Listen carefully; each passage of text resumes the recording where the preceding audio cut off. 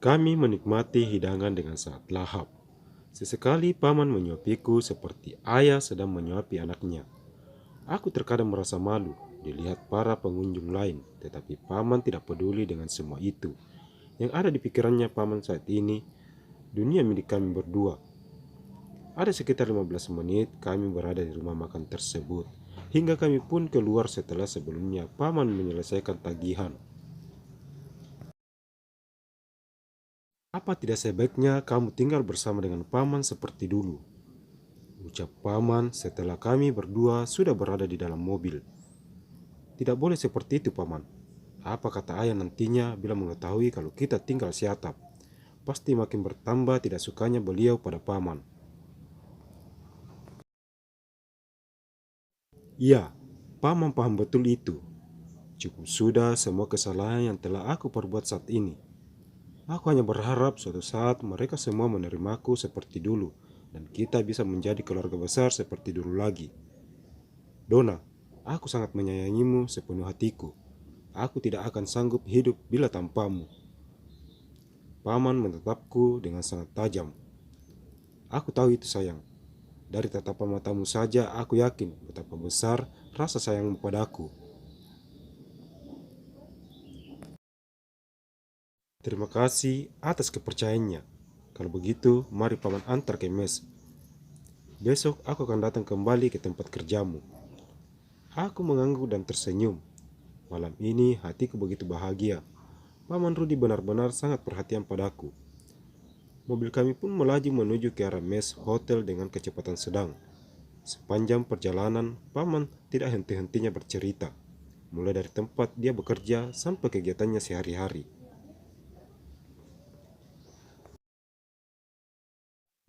Aku mendengarnya dan sesekali memberinya solusi agar beliau juga merasa dihargai.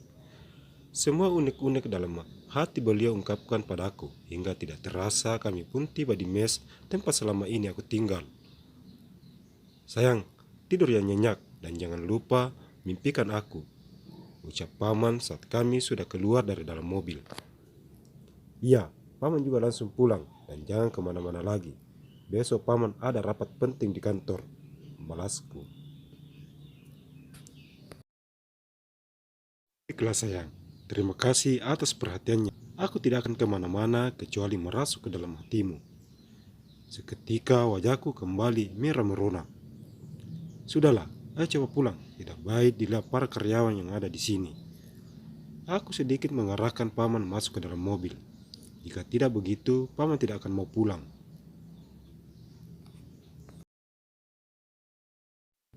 Sayang, aku pulang dulu. Kalau ada apa-apa, walaupun itu hanya gangguan nyamuk, segera kabari aku, biar aku datang melindungimu. Paman ini, ayo cepat pulang sebelum semua karyawan di sini keluar. Aku menggelengkan kepalaku mendengarkan setiap ucapan paman yang tidak masuk akal. Baiklah, baiklah. Baik sayangku.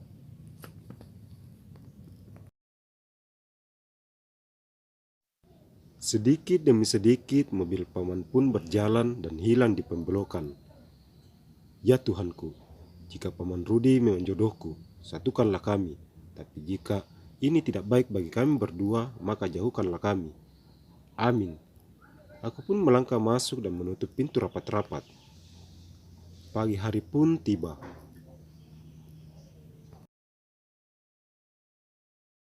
Kembali rutinitas pagi kujalani seperti biasa. Setelah semua kurasa cukup, aku pun segera keluar dari dalam mes dan tidak lupa menutup pintu seperti semula. Aku berjalan kaki menuju kafe karena memang jaraknya dari mes tidak begitu jauh. Ada sekitar 50-60 meter. Setelah tiba di sana, aku segera mengganti pakaianku dan kembali menggunakan pakaian seragam kebesaran para karyawan kafe.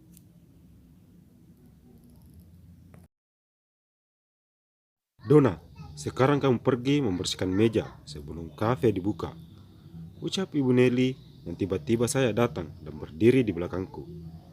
Tapi bu, itu kan bukan tugasku, balasku yang saat itu sedang merapikan baju dan memasukkannya ke dalam tas. Benar, itu memang bukan tugasmu, tapi mulai sekarang itu sudah menjadi tugasmu. Maksud ibu? saya dan Tina berganti pekerjaan gitu. Tidak salah lagi. Aku lihat selama ini kamu lambat dalam bekerja. Jadi Tina yang akan berada pada posisimu dan kamu berada di posisi Tina. Paham? Baiklah, kalau itu sudah menjadi keputusan ibu. Kalau begitu, aku permisi. Aku kembali meninggalkan Ibu Nelly begitu saja. Aku benar-benar tidak habis pikir kenapa Ibu Nelly tidak pernah suka denganku.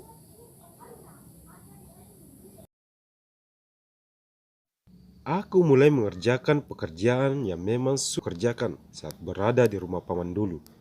Menyapu dan membersihkan meja. Kutata kursi dan meja serapi mungkin agar para pelanggan yang datang merasa nyaman dengan suasana kafe. Ada sekitar 20-30 menit aku mengerjakan itu hingga akhirnya selesai juga semuanya.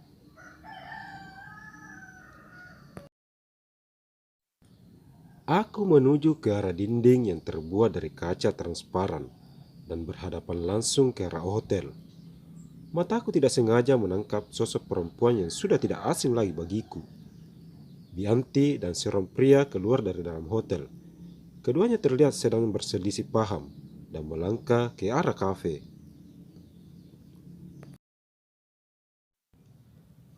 Tony, ada apa ini? Kenapa kamu ingin memutuskan hubungan kita begitu saja? Aku sudah berkorban banyak untukmu dan meninggalkan Rudy demi dirimu. Apa semua itu belum cukup untukmu? Ucap Bianti sedikit nyaring saat keduanya sudah berada dalam kafe dan duduk pada kursi kosong. Anti, tenangkan dirimu. Malu didengar orang. Aku melakukan semua itu karena Rika istriku mulai mencium hubungan kita. Aku tidak mau dia melapor pada pemilik rumah sakit hingga jabatan sebagai kepala rumah sakit digantikan orang lain. Balas pria itu yang Bianti sebut namanya dengan Tony. Enak saja kamu, Tony. Hanya gara-gara istrimu mengetahui hubungan ini, kamu langsung ingin meninggalkanku. Di mana janjimu selama ini kalau kita akan terus bersama sampai kapanpun? Pokoknya aku tidak mau kalau kamu sampai pergi dariku. Tolonglah Tony, kita sudah menjalani hubungan ini hampir 2 tahun lamanya. Masa kamu tega meninggalkan aku begitu saja? Anti, dengarkan aku baik-baik. Setelah semua ini kembali normal, aku akan kembali padamu. Jabatan sebagai kepala rumah sakit itu sudah menjadi cita-citaku selama ini. Aku tidak mau Rudy yang akan menggantikan posisiku itu. Kamu kembalilah pada Rudy dan bujuk dia, jangan sampai dia mau direkomendasikan untuk menggantikan posisiku. Mana mungkin Rudy mau rujuk denganku setelah apa yang telah kulakukan padanya. Pokoknya, aku sudah sangat menyayangimu. Aku tidak ingin jauh darimu. Tenanglah, kedudukan kepala rumah sakit akan tetap menjadi milikmu. Aku akan membujuk Rudy agar tidak menduduki posisi itu. Asal kamu janji akan terus bersamaku. Bianti memegang tangan Tony untuk meyakinkan padanya kalau dia bisa membujuk paman Rudy. Aku hanya bisa menggeleng mendengar ucapan bibiku itu. Ternyata selama ini benar kata paman Rudy kalau beliau menjalin hubungan dengan atasannya. Baiklah, kita akan terus bersama asalkan Rudy bisa kamu kendalikan. Apa kamu tidak ingin memiliki seorang suami yang memiliki jabatan tinggi sepertiku? Tentu saja aku mau, maka dari itu aku sangat menyayangimu. Keduanya pun saling berpegangan tangan sambil tertawa. Mbak, tolong buatkan kami sarapan dan juga jus buah, ucap Tony padaku yang sudah sedari tadi berdiri dan mendengarkan obrolan mereka. Dona, kamu lagi apa di sini? Ucap Bianti sambil berdiri mendekatiku. Aku tahu perasaan Bianti saat ini meski merasa tidak enak karena tidak menyadari keberadaanku. Anti, apa kamu kenal dia? Dia ini anak tetangga kami di desa, balas Bianti terbata-bata. Seketika kedua mataku terbuka Tega-teganya Bianti berkata seperti itu. Suruh dia duduk bersama kita untuk menikmati sarapan pagi ini, agar dia menceritakan kebaikanmu saat pulang nanti. Tidak usah, Tony. Kalau begitu, aku permisi sebentar. Ada hal yang ingin aku bicarakan dengan anak ini. Ayo Dona, ikut aku. Jangan lupa untuk terus dukung channel ini dengan cara memberi like, komen, share, dan subscribe. Terima kasih.